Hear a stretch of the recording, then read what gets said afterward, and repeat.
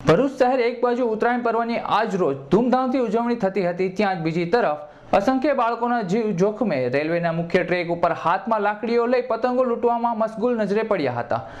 કોઈ પણ પ્રકારની રોકટોક વિના બાળકો પતંગો લૂંટવા માટે એટલા મશગુલ થઈ ગયા હતા, તો બીજી બાજુ કેટલીક મહિલાઓ પણ બાળકોની સાથે સાથે પતંગ લૂંટવામાં નજરે પડતી હતી।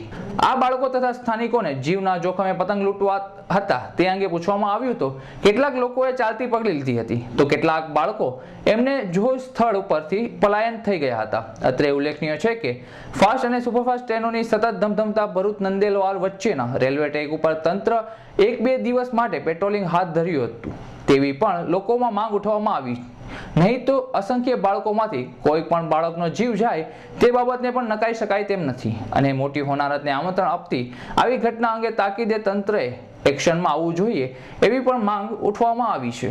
જે છોકરાઓ ટ્રેક ઉપર પતંગ ચગાવે છે એ બહુ ખરાબ કહેવાય, કારણ કે અવારનવાર ટ્રેનોની અવરજવર હોય છે અને આ છોકરાઓ જે પતંગ ચગાવે છે એ બહુ જોખમ ભરેલું કામ છે।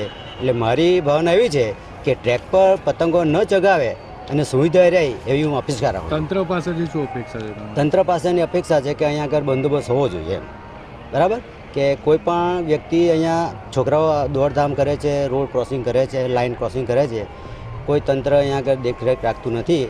તો મારી અપેક્ષા એવી છે કે કોઈ પણ વ્યક્તિ અહીંયા આગળ દેખરેખ રાખે, કોઈ પોલીસ કે કોઈ એવો હોય તો છોકરાઓની અવરજવર ઓછી થાય એવી અપેક્ષા રાખું। કેટલા બાળકો હશે?